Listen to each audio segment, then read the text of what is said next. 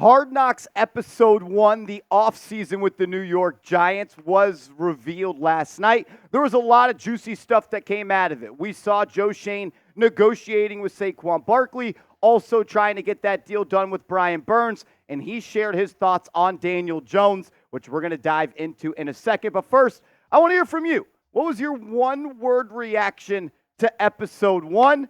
Be colorful, be creative, as you always are. Jump down in the comments section and let me know.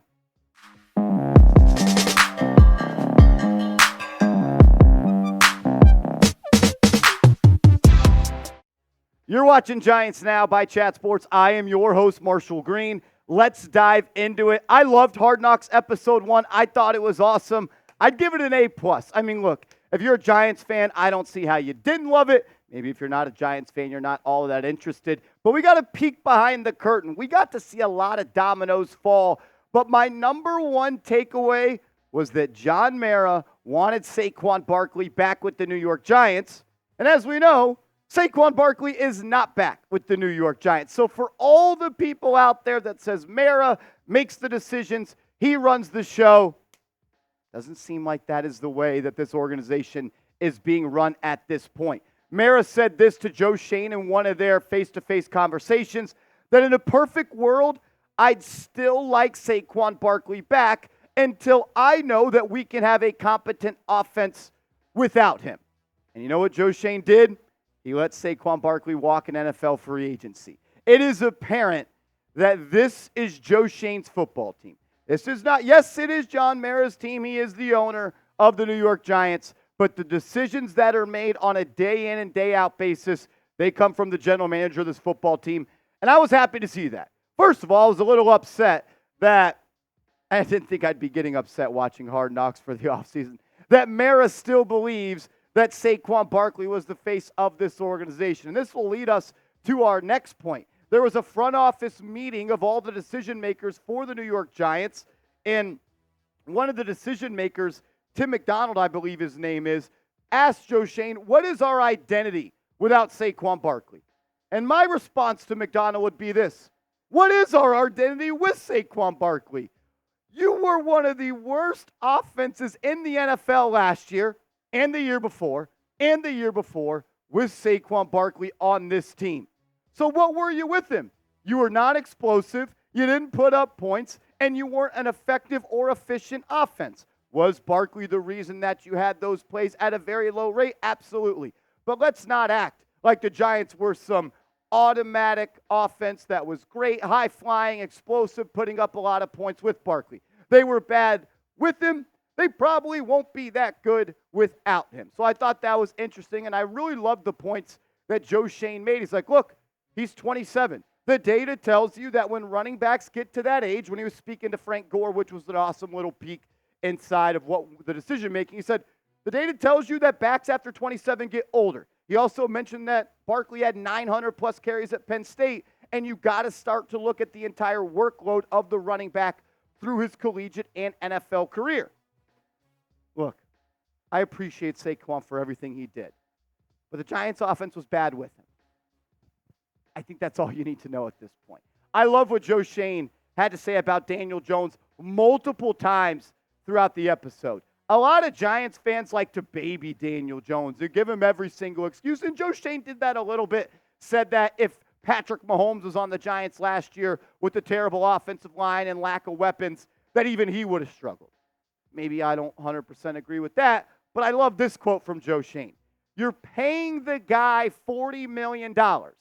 It's not to hand the ball off to a $12 million back. And I 100% agree with that. It is time for Daniel Jones to be the face of this offense. He's supposed to be the gas in the tank. You are supposed to deliver and execute and be a great quarterback at $40 million. Is he that guy? I don't know. And it doesn't sound like Mr. Joe Schoen knows either. Listen to this quote. This is the year for Daniel. The plan all along was to give him a couple of years. Is he our guy for the next 10 years? Or do we need to pivot and, find somebody else? That doesn't sound like a general manager that believes that Daniel Jones is the guy. That's a general manager that sounds like he hopes Daniel Jones is the guy. And I think at this point, When you're hoping, you're already in a bad spot. But what are the Giants going to do? Cut him and have a dead cap hit of $40 million? The only reasonable time for the Giants to move off of Jones and that contract is this time next season. And Daniel Jones, he's got an opportunity this year to show that he should be still on this team next season with that $42, $46 million dead cap hit that he has. I also thought it was really interesting, the entire front office thoughts on Saquon Barkley. It never really seemed like Joe Schoen wanted Barkley back at the price that he wanted. And it sounded like he didn't want to do negotiations this offseason with him when it came to the franchise tag, tagging him, trading him. That never sounded like it was a thing. Shane, I thought this was funny, said that was 10 years off my life dealing with that. And then he quickly said, I'll do it again if it's best for the organization, but it was not good for the entire New York Giants. And then he went back and forth with other decision makers, and they asked him questions, and I thought he had good answers for him. But overall, for me, it felt like he never really wanted him back because he mentioned, we got holes on the offensive line. We got holes at receiver. We got holes at corner, and we got holes at pass rusher. One of the things that I thought stood out to me was with all those holes and lack of talent at those positions, the need for the running back gets pushed down. And I love that thought process. A wide receiver one is more important than a running back one. An interior starting offensive lineman is more important than paying a running back $12 million. Going out and getting Brian Burns is more important than retaining Saquon Barkley. Wish they would have done a little bit more in the safety and cornerback room, but you can't fix an entire team in one season. I also just want to take a little victory lap real quick. We're taking a little victory lap because everybody told me on Twitter that, Marshall, you don't know anything. You don't have any sources. The Giants were never interested in Josh Jacobs. And last night, ding, ding, ding, Marshall was right. The Giants organization told you that they thought Josh Jacobs would get paid more than Saquon Barkley. Why would they say that if they didn't have interest in him? And at the end of the video, Joe Schoen mentioned 6 running backs he was interested in free agency. And I think Joshua Jacobs was mentioned. So for all the people that, Chat Sports doesn't have any sources. Chat Sports, suck it.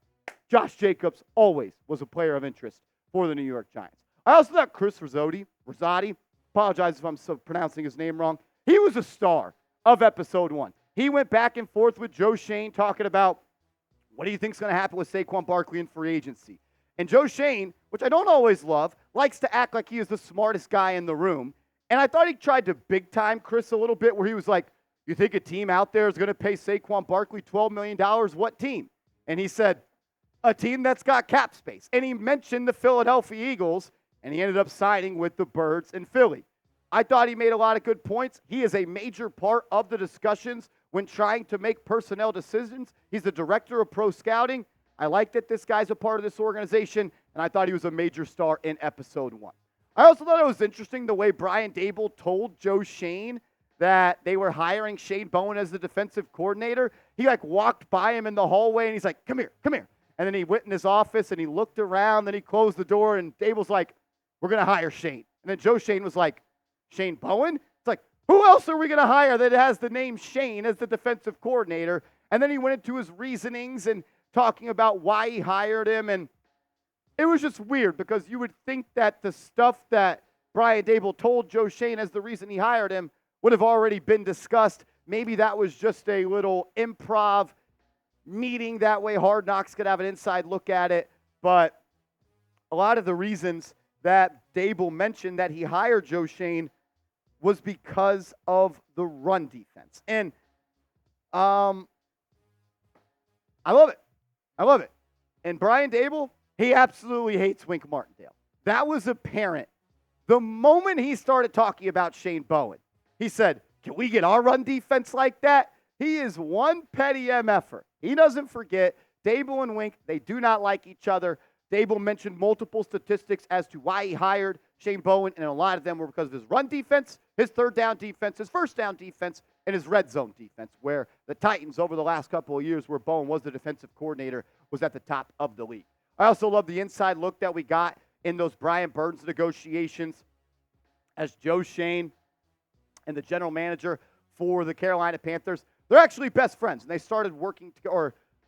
The general manager for the Panthers was a player for the Panthers, while Joe Schoen was a assistant scout, and they got to grow together, and their families grew close and things of that nature. And you got this moment right here where the general manager for the Panthers said to Joe Schoen, "You want to give us 2 1s for Burns?"